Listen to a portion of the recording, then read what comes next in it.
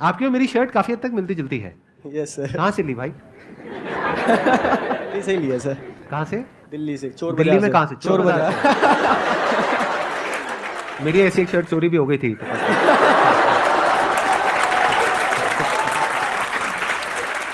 तो please give an energetic and warm welcome to the one and only Deepak Dahiya.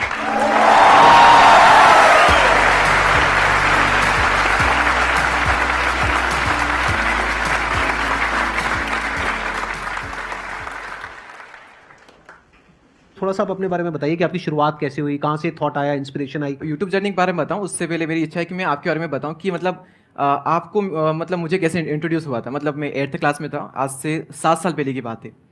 8th class में हम कुछ friends वगैरह स्पोकन इंग्लिश क्लासेस जाते थे, तो वहाँ पर एक सर थे हमारे, तो उन्होंने एक बार कहा कि आज ना सेमिनार दिखाएंगे आपको। तो किसका सेमिनार है? कि संदीप माहेश्वरी का।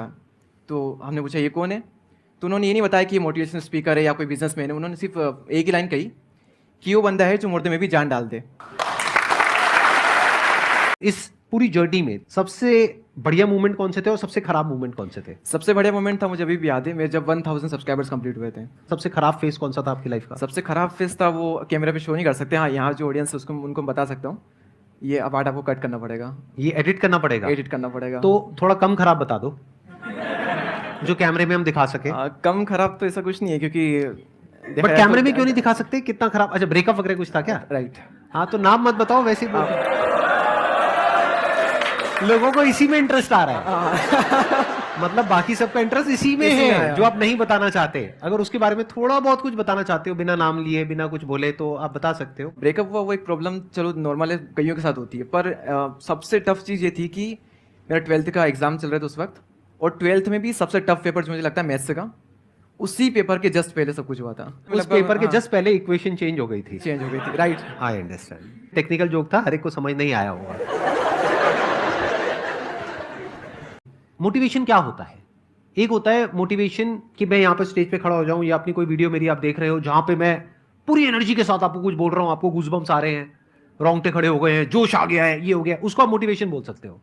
अगर मेरी 500 वीडियोस मैंने आज तक अपलोड करी है, उसमें से ऐसी कितनी है जो कि रोंगटे खड़े कर देने वाली है, और कितनी ऐसी है जो अंडरस्टैंडिंग के बारे में बात करती है? मैक्सिमम 10%। बाकी की 90% कौन सी है?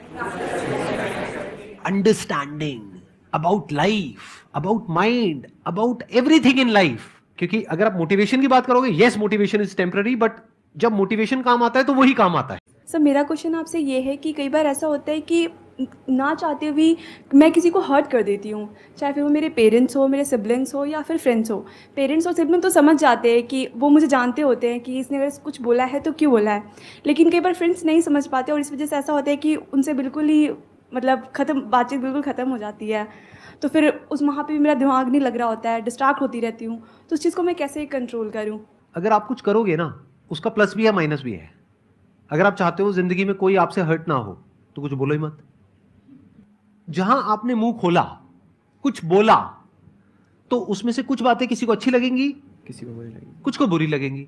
तो this is part of the package. ऐसा नहीं हो सकता कि आप अपने मुंह से कुछ भी बोलो, चाहे अपने दोस्तों को, रिलेटिव्स को, इसको उसको, किसी को भी कुछ भी बोलो, और सब कुछ अच्छा ही अच्छा लगे सुनने में। वो तब हो सकता है जब आप बहुत बढ़िया एक्टिंग करना जानते हो। लेकिन वो एक्टिंग कुछ देर तक तो आप कर सकते हो, लेकिन अपने फ्रेंड्स के साथ कब तक एक्टिंग करते रहोगे? घर में कब तक करोगे? वहां पे तो जो भी आपके अंदर है, गुस्सा भी है, जेलसी भी है, किसी को अगर ये गलतफहमी है ना मेरे अंदर ये सब नहीं है, तो वो महाबेवकूफ इंसान है। सब कुछ सबके अंदर होता है नहीं होता है? तो हमारे अंदर पॉजिटिव भी होता है, नेगेटिव भी होता है, अच्छे से अच्छा भी कुछ है हमारे अंदर बुरे से बुरा भी कुछ है। तो जैसे ही कोई इंसान हमारे साथ में रहता है या रहती है, वक्त बिताते हैं साथ में, तो उनके पत्ते खुलने लग जाते हैं। आपकी जो वीकनेसेस हैं वो भी सामने वाले के आगे आती है। वो किसी को नहीं चाहिए। फॉर एग्जाम्पल, आपके पेरेंट्स हैं, आप क्या चाहोगे? वो आपसे अच्छे से बात करें या गुस्से से बात करें? अच्छे से बात, बट गुस्सा तो है उनमें, तो कभी ना कभी तो गुस्सा आएगा। जब आएगा तो आपको उन पे गुस्सा आएगा, ये भी नेचुरल है। तो इस बात को अच्छे से समझ लो कि लाइफ में जब भी कुछ करोगे तो वहां पे सक्सेस फेलियर रहेगा ही रहेगा, पॉजिटिव नेगेटिव रहेगा ही रहेगा, अच्छाई बुराई रहेगी रहेगी, लव भी मिलेगा, हेट भी मिलेगा, सेम इंसान से मिलेगा लाइफ के अलग अलग फेजेस में। आज आपको लगेगा इससे बढ़िया तो कोई इंसान ही नहीं, आपको लग रहा है अरे वाह क्या बात है, मेरी तो किस्मत खुल गई है, वो अगले दिन आप कह रहे हैं कहाँ फंस गया। ये कहाँ किन चक्रों में पड़ गया, अकेला ही अच्छा था, अकेली अच्छी थी, व्हाटएवर, राइट। ये पार्ट ऑफ लाइफ है। तो इन बातों को धीरे धीरे जैसे जैसे हमारी एज बढ़ती है तो हमको ये बातें समझ आने लग जाती है। इन अदर वर्ड्स, इस प्रॉब्लम का जो सोल्यूशन है वो क्या है कि आपके पास में कंस्ट्रक्टिव कोई गोल होना चाहिए लाइफ में, जिसकी तरफ आप आगे बढ़ते ही चले जा रहे हो। ये सब जो चीजें हैं ना, फिर इतना असर नहीं करेगी। अगर आप वेले हो, खाली हो, तो ये सब चीजें आपको बहुत तंग करेगी। अपना यूट्यूब कैसे मिला, मेरे को वो पूछना है आपसे, how you ended up with YouTube. वही मैंने बताया था ना कि 11th चल रही है क्लास, लेकिन इसके साथ साथ मुझे कुछ ना कुछ करना है। जैसे पढ़ाई में ठीक ठाक भी, ऐसा नहीं कि उसको पूरी तरह से छोड़ दिया, तो कुछ ना कुछ करना है। तो एक ही ऑप्शन लग रहा था कि हम यही कर सकते हो, इसके अलावा और कहीं जाकर कुछ तो कर नहीं सकता, क्योंकि स्कूल वहीं पर तो वहीं पर रहना है।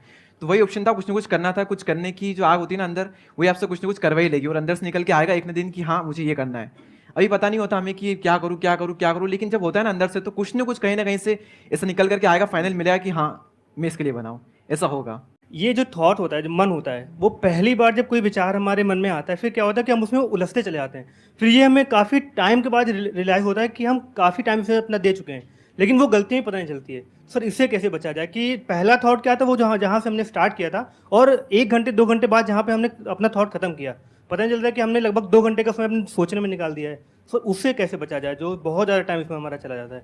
तो ये थॉट है फालतू या फिर कुछ काम का थॉट है? नहीं, काम का। पहला थॉट आया कि जैसे क्रिएटिविटी लेके कि हाँ मुझे ये काम करना है, हाँ। वो मैंने सोचा। फिर उसके बाद उसी थॉट में जैसे चेन बनती चली जाती है, उसके बाद ये, उसके बाद ये, उसके बाद इसके बाद ये, 3 से 4 घंटे इसमें निकल जाते हैं। या कभी कभी सोचते रहते, पता नहीं चलता कि हमने स्टार्टिंग कहाँ से की थी सोचने तो ये की। तो सही है ना, अगर सही के बारे में सोच रहे हैं तो और सोचो, कुछ नया मिलेगा।